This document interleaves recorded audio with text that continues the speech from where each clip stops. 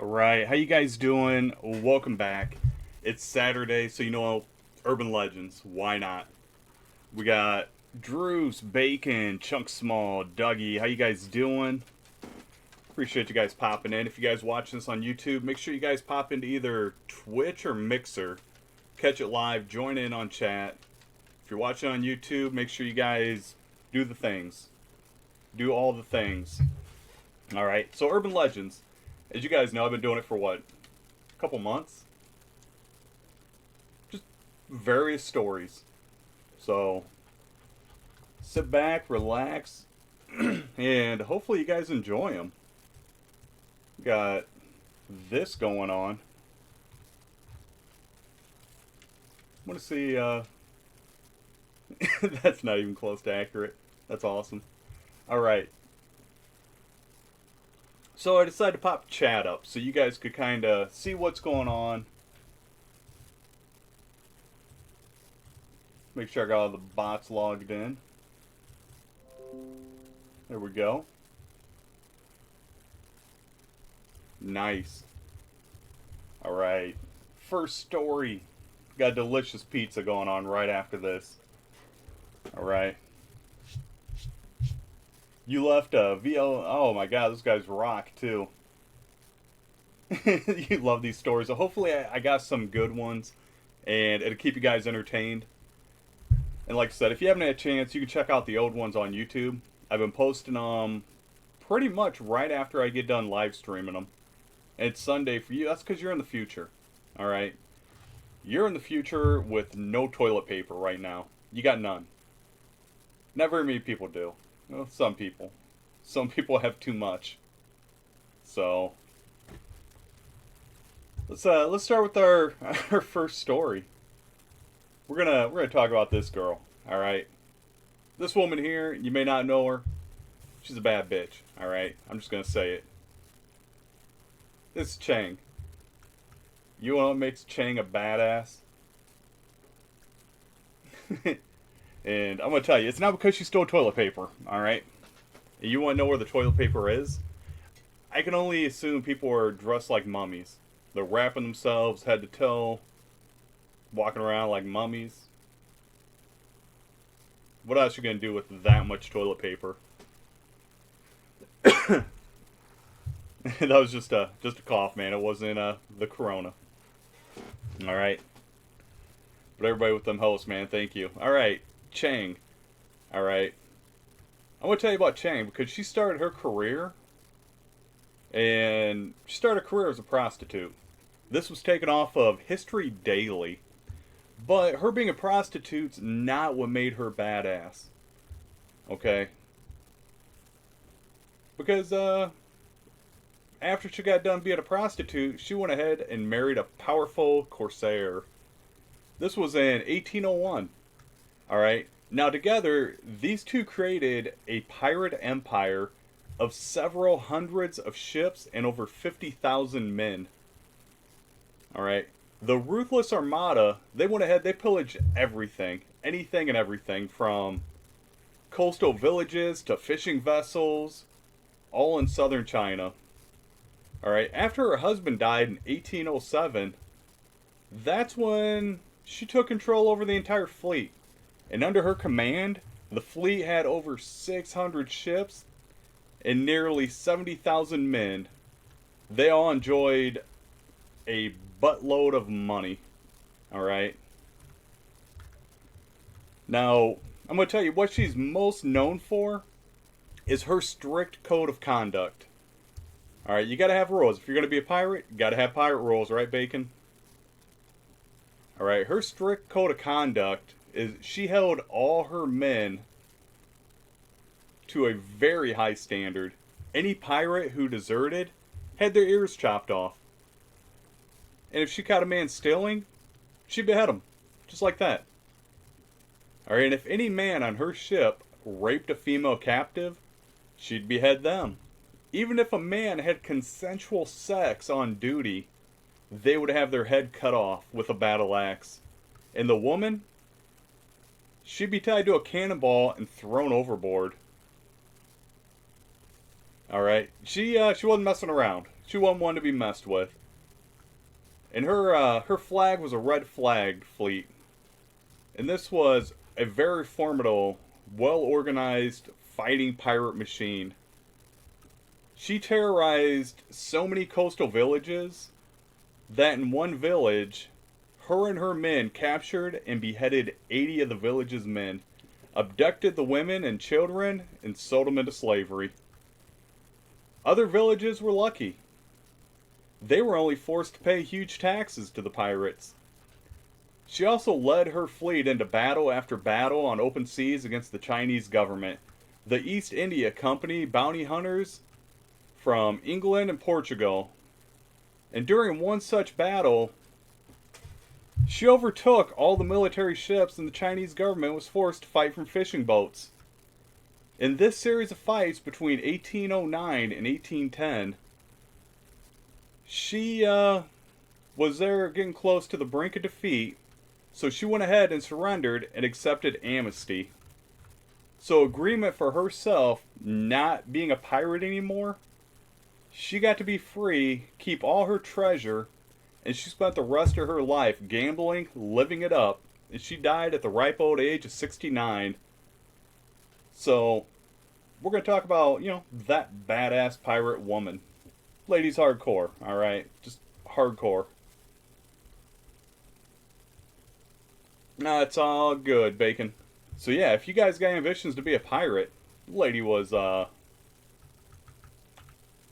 force to be reckoned with. So we gotta do a little bit of lore, urban legends, lore, a little bit of everything, right? But that lady was absolutely just freaking insane, Druce. Talking about pirates.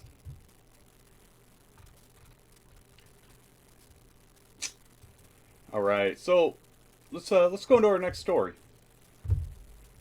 I know. You see Highway to Hell, AC/DC automatically comes into your head.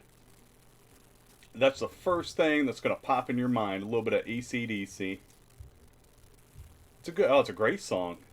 All right, it's such a great song that according to Daily Mail, a woman was arrested 4 times in less than 26 hours for playing AC/DC's Highway to Hell and throwing a frying pan at her nephew. This woman was arrested, like I said, 4 times in 26 hours. All because she was rocking out to this. Alright, so police first issued a warning to this lady we're going to call Joyce. She's 53, and on a Tuesday afternoon at her home in Epping, New Hampshire, they say they were called back an hour later, and they went ahead and arrested her for the loud music, which this time included hits from Guns N' Roses. Police say Joyce was arrested again 5 hours later. She was released and arrested again right before dawn on Wednesday over more loud music. I'm telling you, this lady just wanted to rock and roll. That was her life, man. She loved it. She wanted to rock out. You don't like AC/DC, but you like metal and EDM. I'm sure you've heard like an AC/DC remix that somebody's done with EDM. I'm almost positive. So the final call to Joyce's home was for a report of domestic disturbance. See, police said that her nephew alleged she threw a frying pan at him, hitting him in the head when he tried to get some of his belongings from her house. She wasn't having it. She's too busy rocking out, living the dream, probably headband, hairspray, got the horns. I mean, she was full Billy Idol. That's all I can imagine going on. That's what I picture this lady doing. Full Billy Idol mode, rocking out, arrested 4 times, less than 26 hours. Just blaring music, throwing frying pans at her nephew. Alright, but I'm gonna tell you, this lady was jailed, and they could reach her for comment. WMUR-TV reports a judge has recommended she use headphones and also ordered a mental health evaluation. If she completes it, she will be released and can stay home under electronic confinement. So, you guys, let me know in the comments real quick. Have you guys ever rocked out that hard that you've gotten the police called on you for loud music? Me and Ronnie Jambo have. When we were younger, we had a few noise complaints. We weren't blaring AC/DC, but we were having a hell of a good time. You like Five Finger Death Punch? You know, I accidentally met them one time. I didn't even know. Honestly, I didn't know who they were, and I can't say it was like I was hanging out with them because I wasn't. I happened to be backstage during the day making a delivery, and I ran into them, said hi to them. They said hi to me, and I went about my business. That was the extent of it. Like, it's not a very cool story, but I did accidentally run into them. So, go me, right? So yeah, you guys will have to definitely let me know, like, what's your favorite song to rock out to? We all have them. This lady, AC/DC, Guns N' Roses, she was living it up in the 80s. Just absolutely living it up. All right. Well, I'm going to tell you right now, this story comes from Big Thank. This isn't Little Red Riding Hood. If you guys are thinking it is, you are absolutely mistaken. And going back to 80s music, there's tons of good 80s songs. My wife put XM radio in my car, so I've been listening to 70s, 80s, and 90s. And oh my god, man, there's songs that I absolutely forgot all about that were even made. And you hear it, and it takes you back, and you're just like, oh, hell yeah. And then you hear some, and you're like, why was this ever made? The song's terrible. Alright, so going back to not Little Red Riding Hood, but this is the story of Akamanto. Akamanto? I know I'm saying it wrong. Hopefully I got it right. Somebody's bound to let me know if I didn't. Alright. This is a story that this is going to be based on a real murderer. This guy kidnapped and killed 3 people while wearing a blue blanket in central Fukai Prefecture in 1906. Alright. Now, these stories, they're called the Red Cape Murderer. Look it up. They're interesting because it's based on something that's true. Keep in mind, but he wore a blue blanket. You're wondering, why'd you get the red cape? Well, a lot of these modern stories have him wearing the long red cape and a white mask. You see, he appears in bathrooms when victims are, yeah, they're taking a dump. All right, they're vulnerable. They're probably on their phones, but that's when he gets his victims. They are square tray sitting on the pot. See, what happens is he asks, red cape or blue cape? All right. In other versions of this story, they have him asking red paper or blue paper, and after the victims realize there isn't any toilet paper to wipe their butts, then you can imagine the scary horror, right? But I'm going to tell you, if you answer red, he'll decapitate you, causing your blood to flow over you like a red cape. And if you answer blue, he's going to strangle you to death, turning your entire body blue. Answer a third color or decline to answer to foil his gruesome plans, and it might just save your life.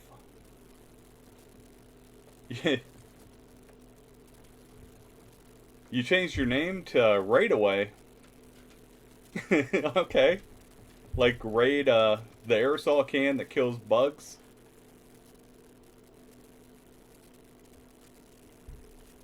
It's okay, okay.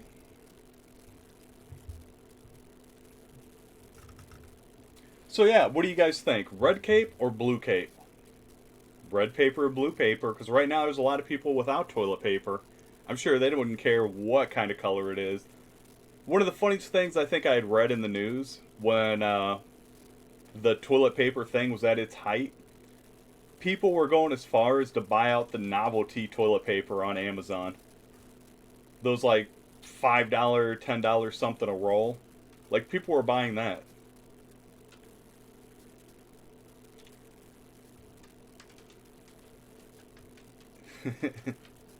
No color? Yeah, I'd say no color. Green,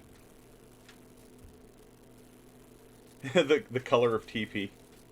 Do I still play OBO3? Yeah, I do sometimes, but I've had a lot going on here lately. As you guys probably seen the news, my weeks have been absolutely packed, busy, so it is crazy. Please don't fire us, for many desire us. We're the cure to the virus.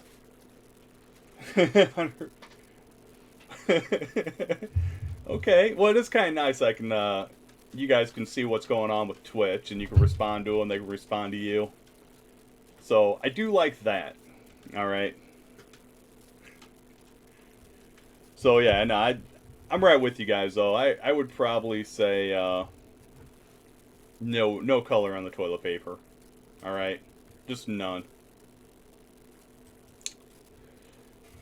All right, here's our Florida Man of the Week, Druce. I know it's one of your favorite parts.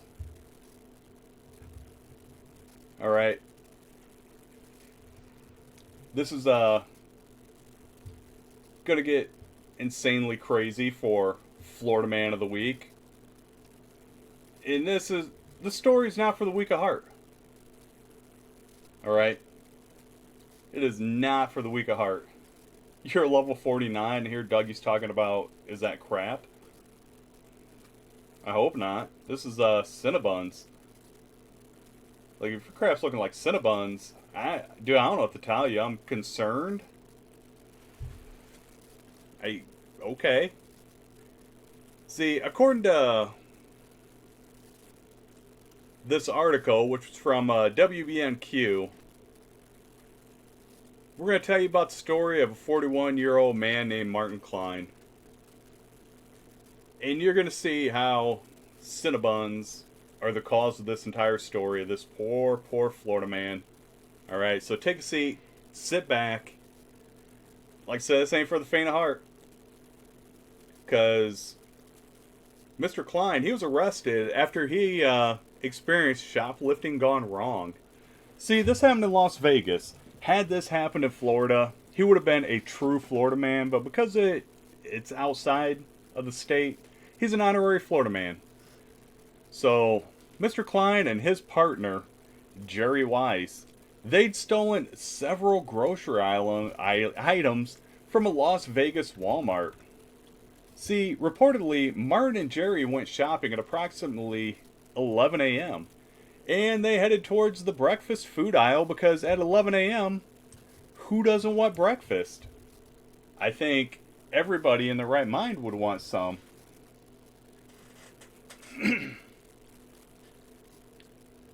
I love breakfast. So at 11 in the morning, they're shopping around. And that's when these guys, they went ahead and they took several cans of Pillsbury cinnamon rolls from the aisle and headed towards the bathroom.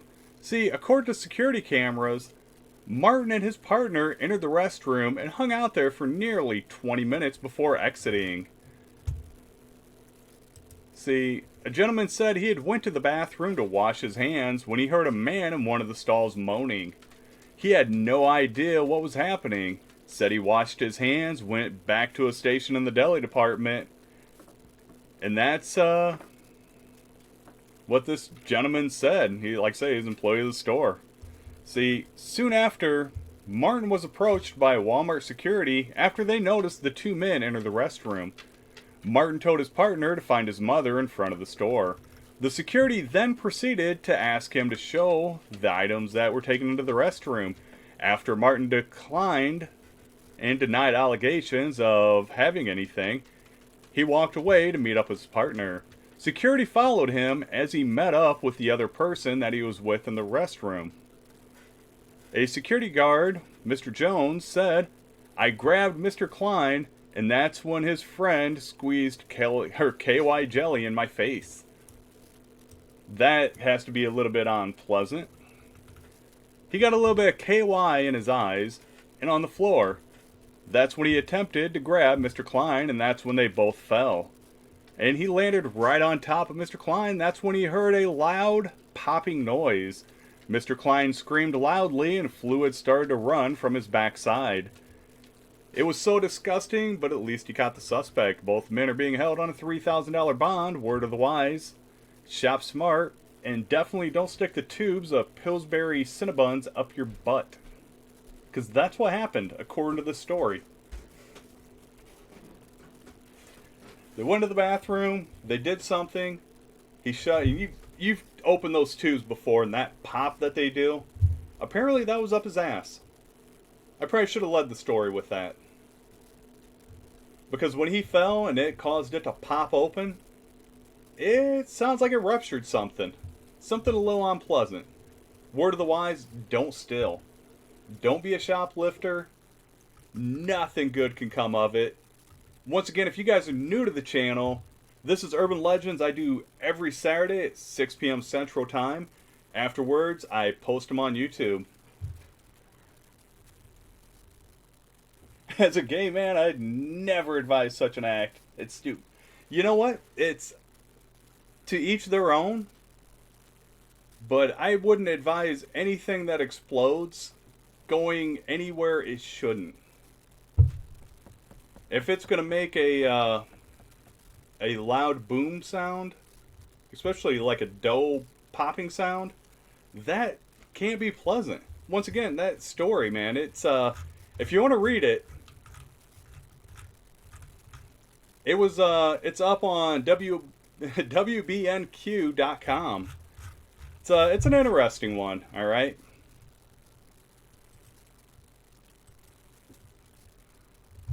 So, my next story, this is a variation of a Japanese version of Bloody Mary. Hanako San. See, this is a story, and I'm sure you guys have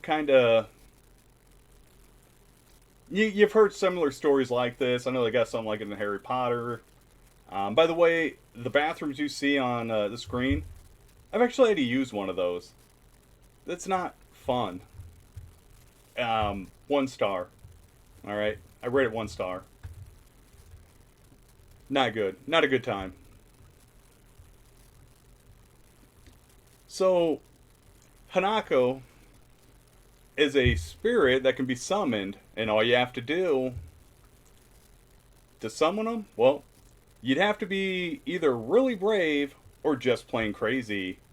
See, the true backstory is unclear, but some say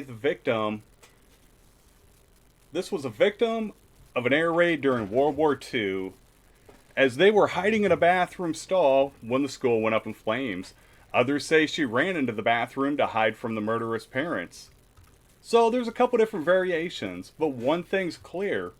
She died in the 3rd stall on the 3rd floor bathroom, and that's where you need to knock to summon her. See, what you do is you knock 3 times and ask, Hanako San, Imusaka, are you there? And after you do this, you're going to hear a voice that says, yes, I am. And as this voice responds, the door will slowly open, and you'll just be able to catch a glimpse of the young schoolgirl covered in blood coming out of the toilet before she drags you down with her. So that's kind of a variation of Bloody Mary. I don't know if it's luckily, Druce, I only had to pee in the weird floor toilet. So, the squatty potty, or whatever you want to call it. So, I lucked out there. Alright? But I still rate it 1 star. Still a 1 star experience. Yeah. It wasn't on the list of my things I'm going to brag about. Alright, so here's a new thing I've been doing kind of every week. I started last week. It's, you scroll through the obituaries, and you always have that one guy. That one guy who, he lived a life that, it was exceptional. He did something that was just phenomenal.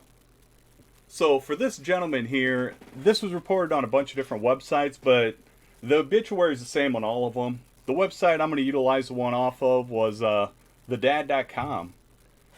So, Tim Schrant, at the age of 63 of Spillville, Iowa, He had died on Friday, March 29th of 2019. You see, this obituary goes on to say, Tim made his last inappropriate comment on March 29th of 2019. If you're wondering if you may have ever met him, you didn't because you'd remember. For those of you that did meet him, we apologize as we're sure he probably offended you. He was a world renowned for not holding back and telling like it is. You see, Tim was born to William Schrant and Mary Manning on June 11th, 1955, about 100 years too late. Given Tim's demeanor, he would have been the perfect weathered cowboy in the Old West or a rough and tough pioneer, or maybe he just should have been Amish. Tim was the fourth of 8 kids, the bottom rung of the top tier of the big kids. See, instead of taking his place on that rung, listening to the older kids and doing as he was told by his older siblings, he decided to anoint himself king of the 4 little kids. Tim spent his childhood and early adulthood ordering them around and, in general, tormenting them. He was a great orator, not like Shakespeare, but more like Yogi Berra, as he always had something to say and always had to get the last word. See, his position as king and orator was challenged by the nuns at St. Wescliffe's School in Spillville, and he may have met his match. We're not saying the nuns won, but they put up a good fight. We mean literally. He got into a fisticuff with a nun, and in fairness, she probably started it. You didn't take a swing at Tim and not expect one back. Tim's fondness for authority, his, not others, followed him to the South Winshik High School in Kalmar, and later into the Army. This provided for many interesting episodes and stories, detentions and demotions, and a few run-ins with the law, not just locally, but globally. See, Tim worked at Stanley Black & Decker in Decorah as a tool and die maker for 30 plus years. Tim worked with many friends and a bunch of morons. His words, not ours. Well, not exactly his words, because that would have included a bunch of swear words. Tim leaves behind a hell of a lot of stuff that his family doesn't know what to do with. So if you're looking for a Virgin Mary in a bathtub shrine, you Catholics know what we're talking about, you should wait the appropriate amount of time and get in touch with them. Tomorrow would be fine. So that's the obituary section. The guy, he apparently he was a tough son of a bitch, living the life. And what up, demonic? How you doing? You're a little late for story time, but that's good. It's good. These are all still going to get posted up on YouTube, so be all right. You know what? I'm doing great. You can picture him slugging it out with the Grim Reaper.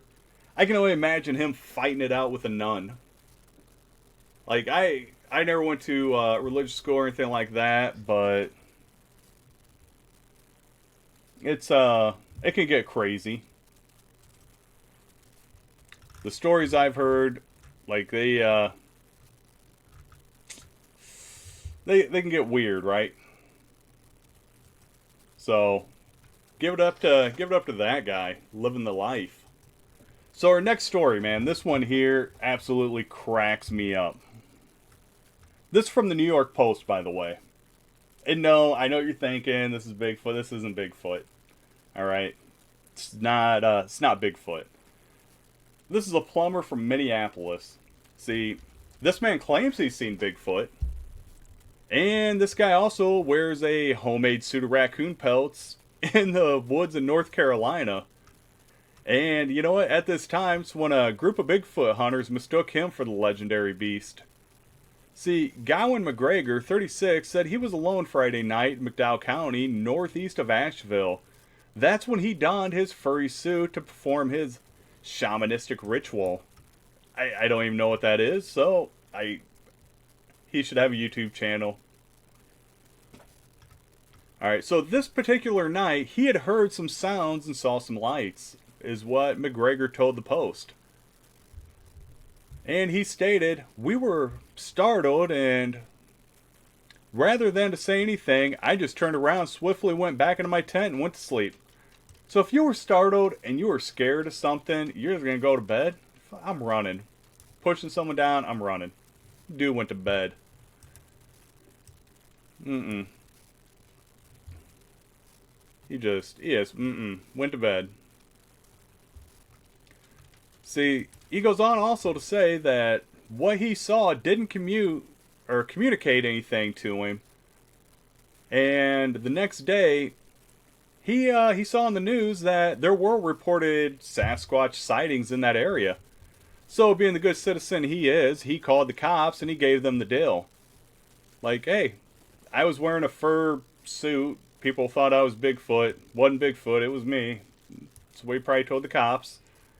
But after seeing this on the news, this prompted a guy named John Bruner of Bigfoot 911 to post on his group's Facebook page that he had actually spotted the beast during a search with his team, claiming that he saw details of the creature, including its face and hair, which was matted and stringy.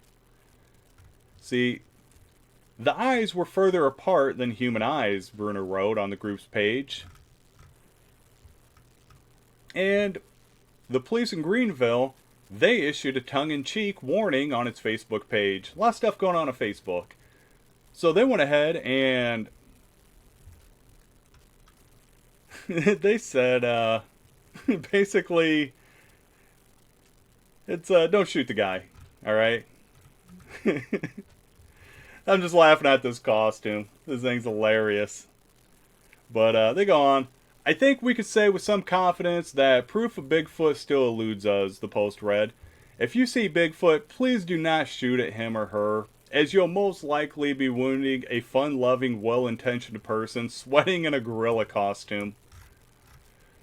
Alright, McGregor, who claims he's seen Sasquatch encounters in 3 different states, said he has been wearing the suit more than 5 years and has seen people in wooded areas before, and some who have asked for pictures. Never before have those encounters led to any type of confrontation or warnings, sarcastic or otherwise. He said, "Hey, I'm just letting you, I'm sorry, man, this guy's cracking me up. 5 years, where I bet that suit does smell like ass. Like, that suit cannot be good. Alright?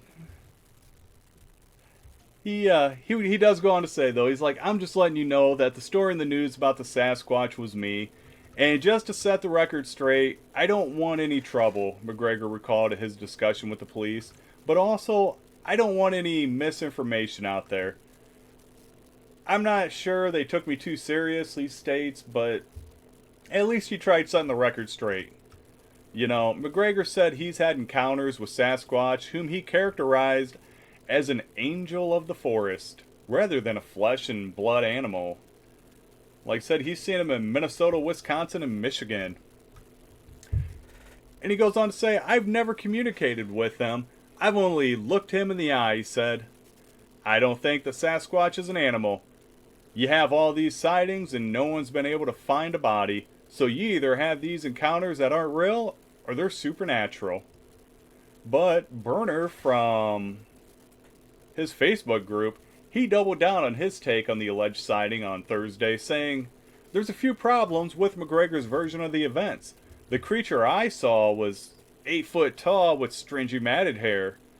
The gentleman in the picture, he doesn't appear to be tall at all," making fun of his height. See, the beast that the Bigfoot 911 group saw, according to Bruner, he moved in a way that no human could and had no hair on its face, unlike the homemade suit. "As I said, we tracked this creature for over an hour without seeing anything again," Bruner wrote.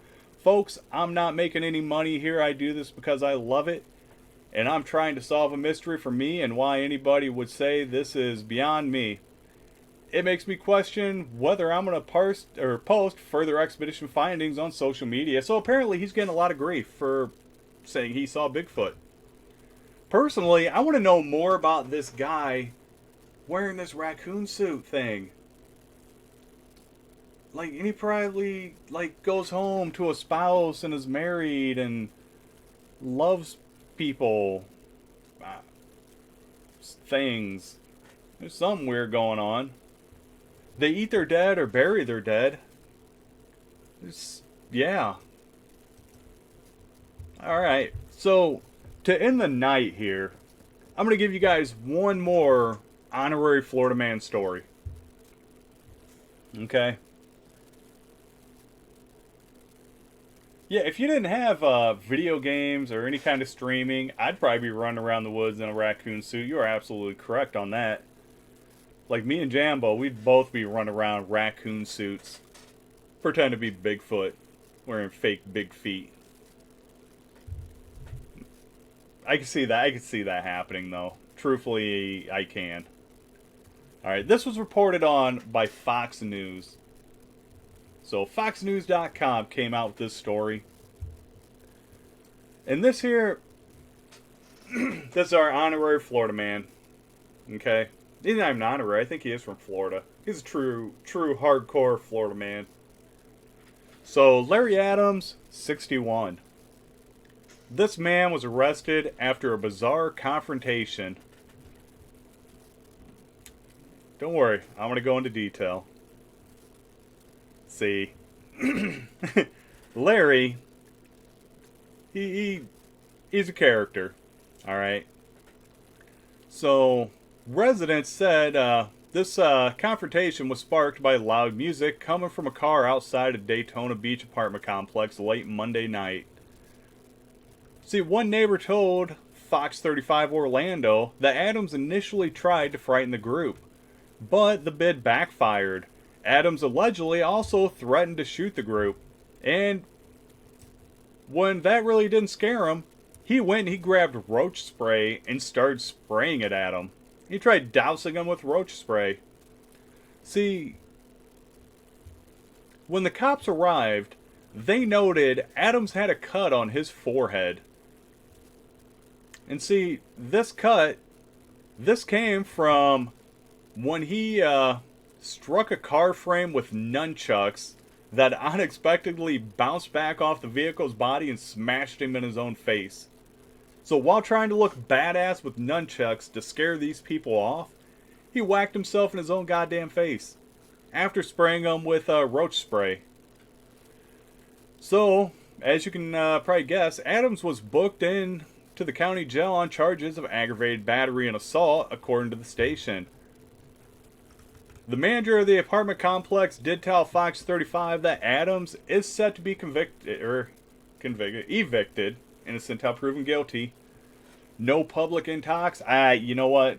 He whacked himself in the face with nunchucks, and he tried spraying people with bug spray.